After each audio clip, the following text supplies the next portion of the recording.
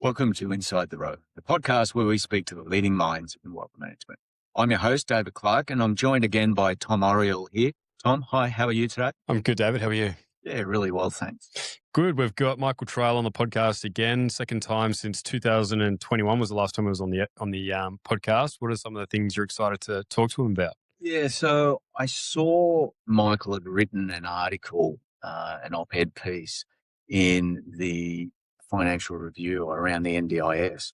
It's a slightly different episode, this. It's not a fund manager, but I think it's a great example of how this new area of impact investing is not only producing great returns, but solving some of our social issues that we've got to face into.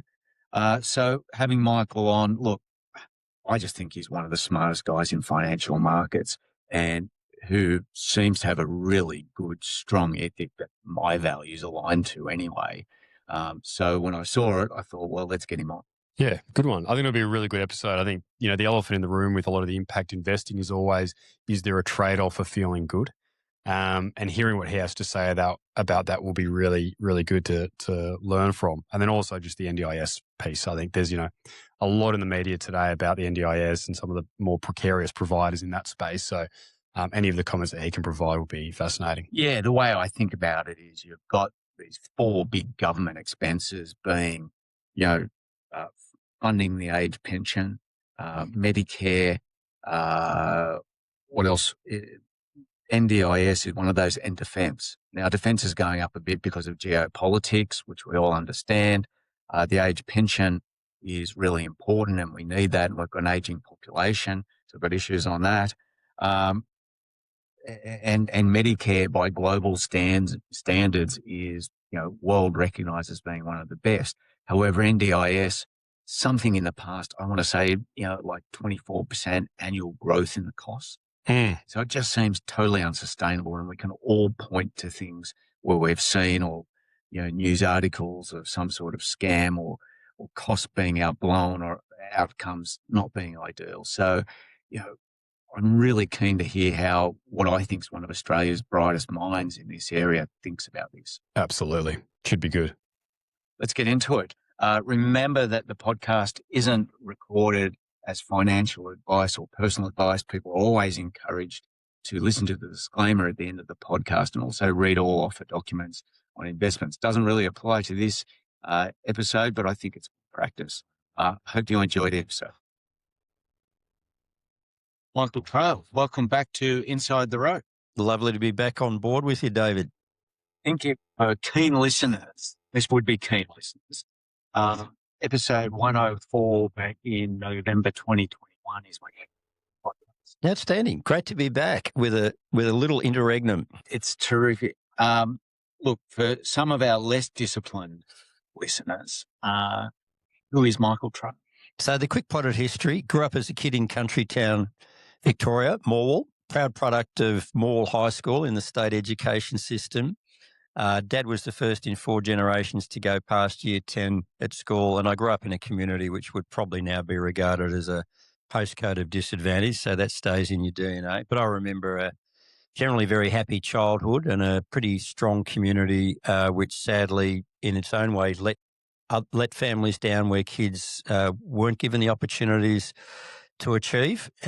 For my brother and I, surrounded by the love of both of our parents, aspirations around education, we had all sorts of opportunities. So I took advantage of those. I studied at Melbourne University, did an MBA at Harvard, joined Macquarie Bank, where I was a co-founder of the bank's original private equity business. And I then jumped ship, recorded that journey and that experience in a book called Jumping Ship, which we talked about in 2021.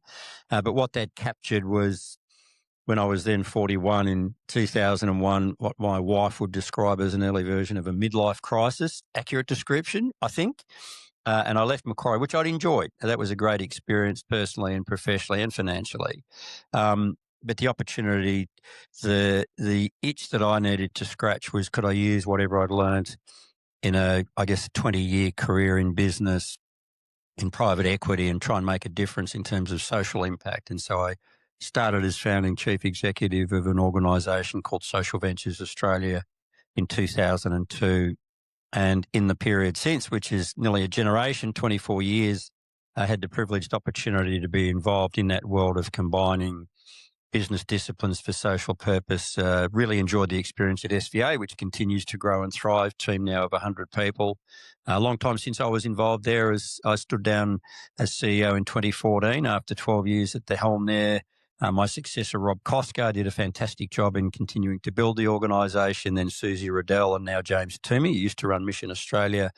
And I've been involved post social ventures in a range of impact-driven, involved in setting up for purpose investment partners, a fund which we've been proud to partner with Coda in. That's a proof point that investments in that broad social impact space, think aged care, think social and affordable housing, further education, you can actually make a difference in terms of social impact and generate ethical, risk-weighted appropriate returns for investors. So that's been the main game. And also had a role as chair of the Paul Ramsay Foundation.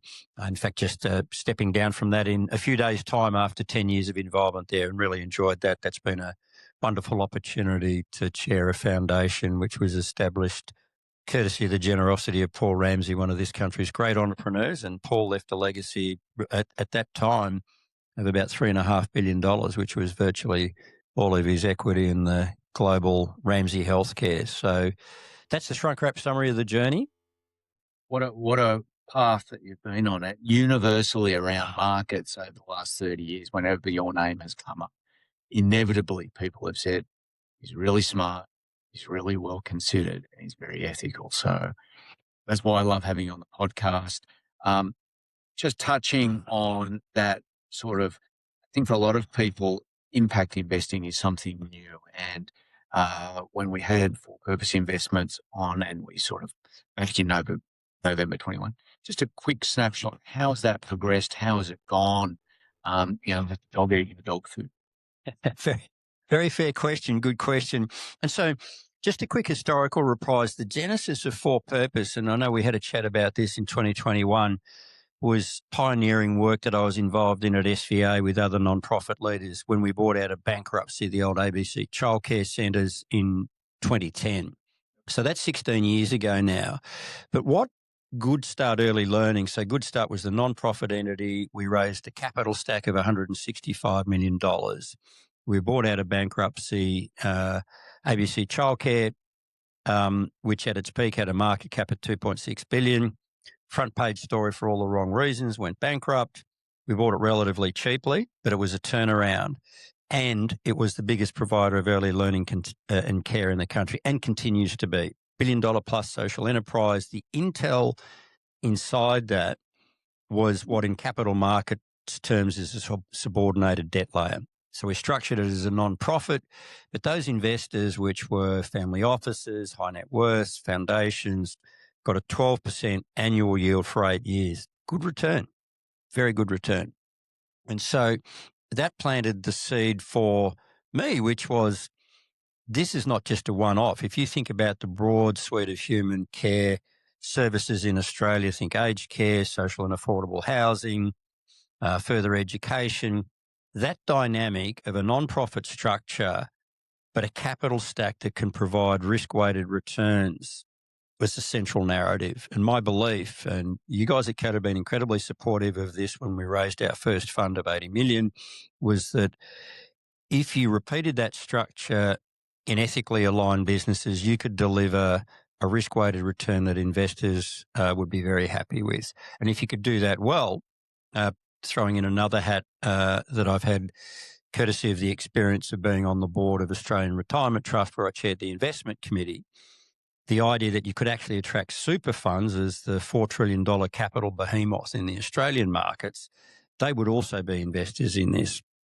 So back to what's inside the tin that we advertised with you guys 6-7 years ago. The proof points are there. We've established a really significant platform in aged care called For Purpose Aged Care. Investors in the Social Impact Fund, the $80 million fund, which a number of your Coda clients have been invested in, has done extremely well. We'd anticipated getting an IRR of, I think, 14-15%. It's doing better than that. The occupancy's been 98%. We own 19 aged care facilities, and there's a continuing growth path. We've got significant investments in social disability housing. We've got investments in the disability space. So the idea that if you can drive this with the business and private equity disciplines, but an explicit focus on quality, which is an economic driver, because if you do things well, as I certainly learned at Goodstart, if you have high quality early learning and care centres, that'll be a fundamental driver of what's central in doing financially well, which is people want to turn up at your centres and your occupancy will be high. So that's been the story. And Michael, do you think in that impact investing space, I think a lot of people think they have to make a trade-off in that they have to accept returns that are material below than what they'd accept if it wasn't for impact. And reminding people that impact is where, there's an economic outcome, but there's also a social outcome, right? Because that's also measurable. Do you think people need to make a trade-off, i.e. accept slightly lower returns in order to access impact investing? The short answer, David, is no, we don't think there is a trade-off. We think there's a virtuous circle between, as I said, using Goodstart as an example. We've certainly found that in aged care, if you have high-quality, ethically well-run centres, then by definition, that's going to be a fundamental driver of occupancy, which is the key growth metric. But you're right to raise it. I'm certainly aware in a lot of the markets and in marketing something that's a little bit different, the elephant in the room is exactly what you said. Oh, you care about impact, so implicitly there's some sort of trade-off.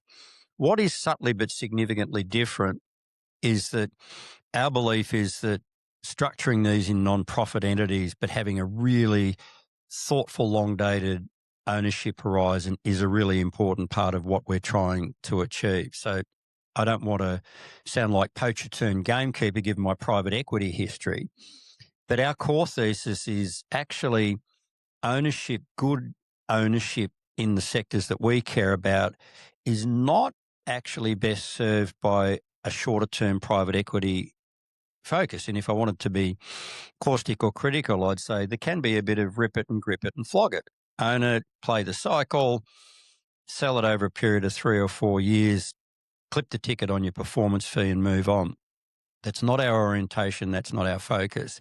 And actually, when you think about it, that's very aligned with where a lot of the source of revenue is in these sectors, which is government policy and funding, very significant in all the sectors we're involved in. So if I'm a taxpayer, and I am, our strong argument, and this really does have currency with government, is good ownership looks like long-dated ethical ownership where there's a continuing focus on high quality, on inclusion, on serving Australians more broadly.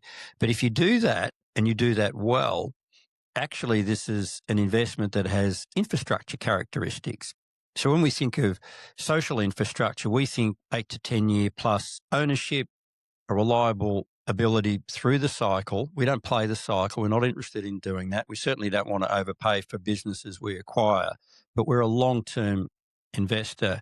So the word I always use is alignment. We want to be aligned with what government is looking for in terms, and this is bipartisan in these sectors. We want to be aligned with what good looks like in servicing the needs of the clients and the residents and the children and the families that we serve. And we want to be aligned in terms of driving long-dated, risk-weighted returns. So all of those things connect the dots. The other thing that I would say, which is a clear and legitimate benefit of the non-profit structure, you do get certain tax advantages. So we don't pay payroll tax. And that's very significant in terms of improving the bottom line. So alignment at every level is fundamental to the for-purpose focus. A lot of people will be really surprised to learn that some great businesses are actually owned by not-for-profits. Businesses like Rolex and IKEA actually sit in not-for-profit organisations, which I think a lot of people would find surprising.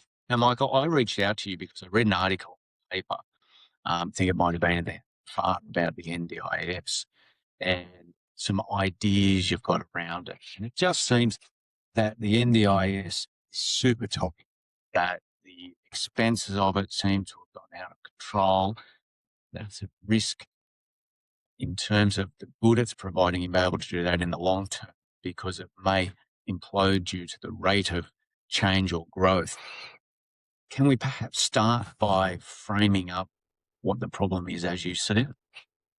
Yes, so the NDIS is obviously very topical given the cost blowouts. So two things for me. One, like many Australians, I think the NDIS is globally a fantastic piece of social legislation. The idea that there's a lottery of life and that we should do the best we can as a nation to protect families who are in those desperate and challenging circumstances of supporting a family member who's suffered through whatever circumstances, a disability or need. So the headline of this being a good and right thing to do, I think, is bipartisan supported. What's equally clear is that in terms of the cost blowouts and the way that it's been administered, there's a lot of pretty substantial structural issues that need to be addressed. And I'm certainly a believer in the need for basic fiscal disciplines around that. And if you look at the mass of the cost explosion in that, it very simply is not sustainable. And so the idea that the government's leaning on this, and these things have been well documented, there's a very long tail of unregistered service providers. That can be an issue in terms of quality. There's the well-documented issue of a number of diagnoses of people with psychosocial conditions and autism, and for whom the scheme in its original design were not designed to serve. So attention on both those fronts, I think, is relevant.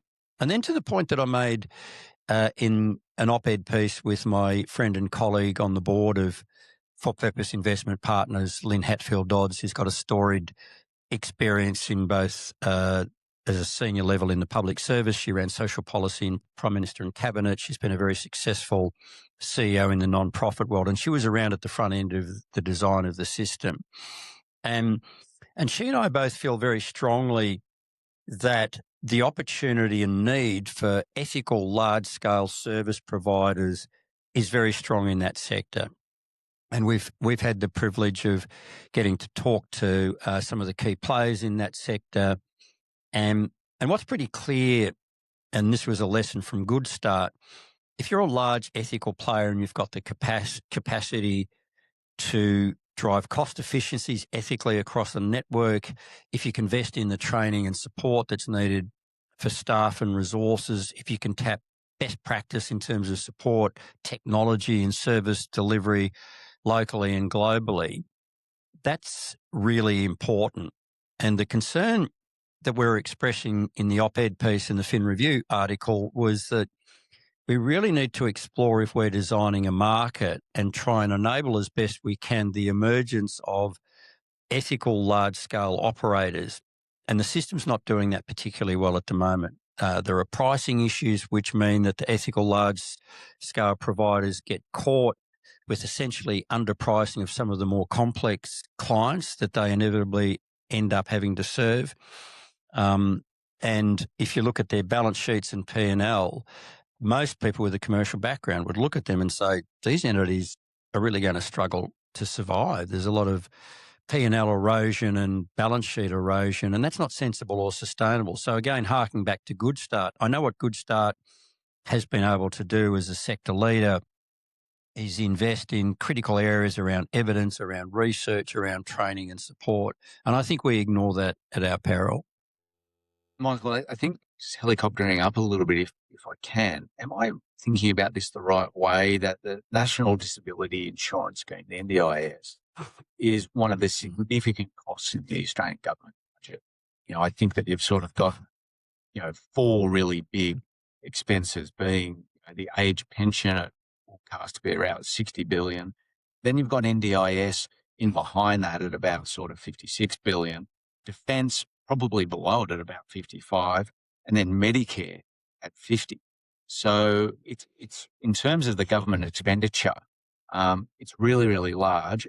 And, I think from some numbers that I grabbed that there's something like 1 in 5 Australians, or about 20% of the Australian population, has some sort of disability. Now, it jumps out at me that, my sister was on the board of Cerebral Palsy Alliance. They do some work, and this, suffer cerebral palsy, and we've seen the great work and the help those organisations have got. But equally, we can see, and if the numbers are right, there's something like 270,000 service providers.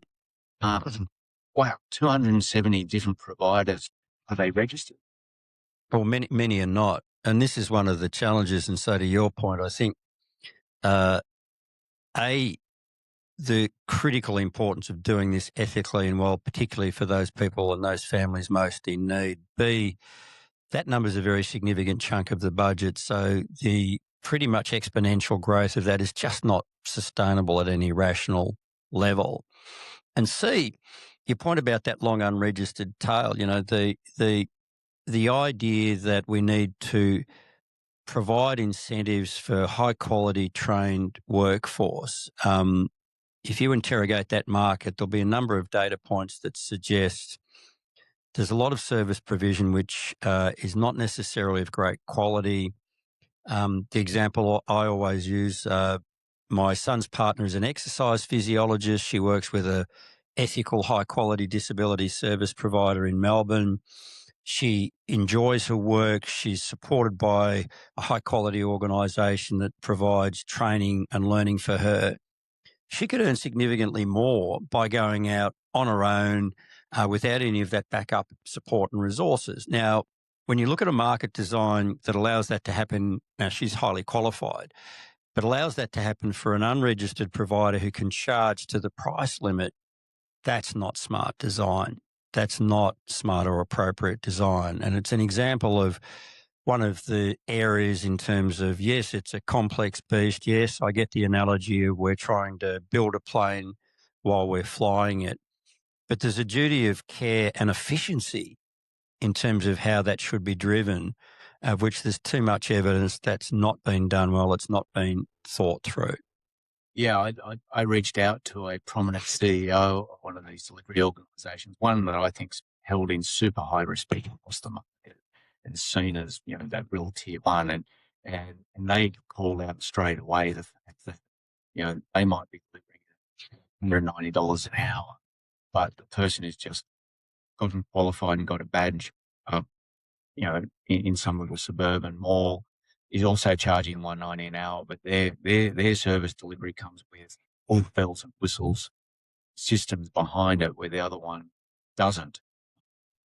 That was tough. The other thing they called out was the duplication in the system, is that they know of many other service providers who have spent $20-30 million on a CRM or an ERP system delivering all of this multiple times over. That $20-30 million is being duplicated across the market. So it would seem the inefficiency you're talking about is there in quite a scale. Do you think the sort of fraud aspect of this is meaningful or no more meaningful than any other areas of government?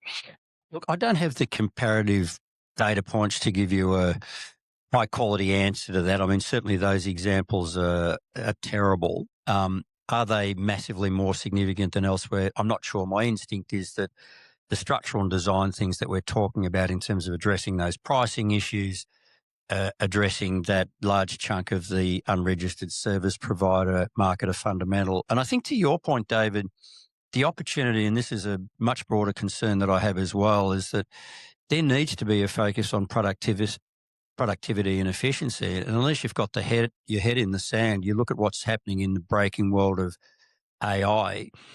What can we do to encourage that use of technology in an ethical way? Because there are a bunch of examples that I'm sure you're aware of and doing podcasts on about how AI is playing into driving high quality efficiencies. And so that ability to try and nurture and support high quality, large scale organisations that are using and embracing technology ethically and well has got to be part of the mix as well.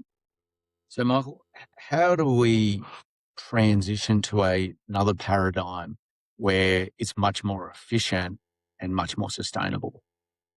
So I think a couple of things. One is obviously addressing that unregistered lower quality service provision. That's a must-have. I think the idea of being clear about the criteria for eligibility, but is connected to our point in the Fin Review articles. If we're going to design a market, we need to think clearly about what does good look like? And to us, there are some big players in the sector. In the conversations we have, I think there's a recognition that scale, think $1 billion plus, is probably appropriate. And the intel inside of that has got to be high quality organisations with a mix at board and senior management level of both the ethical quality focus, which is so critical in service delivery, but a genuine deep understanding of business and commercial principles, so that there can be high quality, efficient head office costs, use of technology in appropriate ways. And certainly, if you look at the performance of Goodstart over the years, high quality board with a balance of those skills and a senior management team led by two outstanding CEOs has been a key driver of that. So what is it that we do to nurture that, to allow that to happen? And that's an amalgam of smarter government policy and design, the pricing issue I'd mentioned. And I think as a nation, how do we think about making sure those organisations are supported? And there's a lot of really good people involved, but there's a next step, I think, of scale and what I think of as ethical efficiency to get there.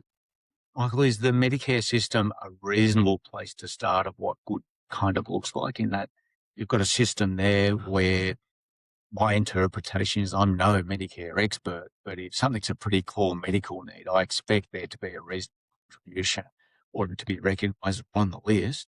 And if it's something that I want to go off and, I don't know, talk about some sort of hair transplant or something, I don't know, it's going to do me any good, I wouldn't expect it to be on the list. So there's a kind of expectation that, A, there's what's covered, and and then also I know if I go and see a GP, there's certain people who are authorised for different things. If I need a specialist in other areas, you've sort of got to go through a process, or there's rails around that. So is Medicare a reasonable system for NDIS to look at and say, well, there's some guardrails around it?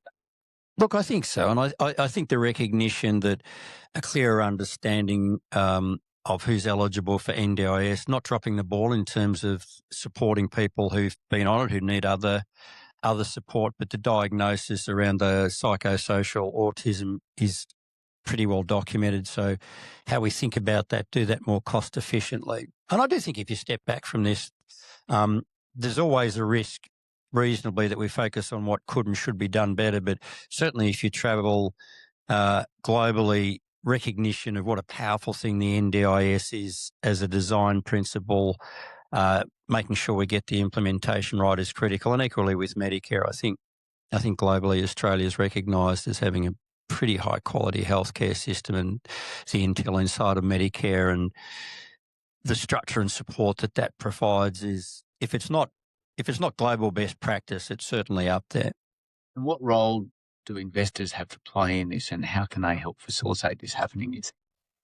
We think there's a lot to be said for that ethical investment lens. So we're with a for-purpose hat on, exploring opportunities where that discipline of investment accountability into the right organisation. So there's a hypothesis for us, if there are opportunities to support emerging or merging larger scale entities that are doing that well, that they'll have the opportunity to drive the ethical, sustainable, reasonable margins that will be consistent with the design construct I'm talking about. So we're certainly interested to look at where it's necessary, the provision of capital to support that. And also, frankly, and a lot of non-profit leaders will say that if you've got external capital coming in, that imposes a healthy and often needed discipline in terms of accountability and driving performance. I mean, again, if you look at the P&L and balance sheets of some of the major disability services providers, as somebody said to me the other day, when we have a gathering of CEOs, we're giving each other high fives if anybody makes $500,000. Now, we're talking $500,000 on organisations with $700 million of revenue. I mean, that's outrageous. We wouldn't, Coda would not be recommending clients invest in businesses in the real world that have got margins like that. So that's just not sustainable. It's not sensible. So leaning in on both the productivity and the pricing to drive that's got to be the place we need to get to. So what are the next steps, or what does the pathway towards this look like from actionable items, do you believe? A couple of things. So one is, I do think, consistent with the threads of this conversation, government stepping up to the plate to do the sorts of design things around policy and funding that create a more sustainable environment. I think the second part of it is the bigger organisations really need to look hard and inside at what is it in terms of the productivity, cost efficiencies that we can drive that are consistent with protecting the high quality of service we know they're all passionate about. But how do we do that more cost efficiently? What do we do in terms of some of the issues that they're quite open about, challenges around software systems, a lot of which are antiquated, don't work effectively? How do we lean in on that? How do we use emerging technologies and AI to do that better and drive down the cost curve? Because that's part of the solution as well. Well, Michael, thanks for sharing the story. Look, I'm going to leave the last say to you in summing up. What else is there, do you think, listeners in this sort of, we build a podcast as the conversations, the leading minds in wealth management. Those people who listen to that and are listening, what other points, if any, would you like to make around this space and this reform that you see needs to happen? Look, I think it goes back to your right and pointed question about, is there a trade-off between impact and returns? My encouragement to your listeners is to have a very open mind and to think differently about what we think is a long-dated emerging asset class, of which there are a number of proof points now around. You can generate returns that would make you feel very comfortable in your super fund or anywhere and make a positive difference to the fabric of Australian community. And that's a pretty powerful combination, so step into it. Michael, well summed up. Thank you very much for joining us at Inside the Rope. Thanks so much, David. Great to be with you.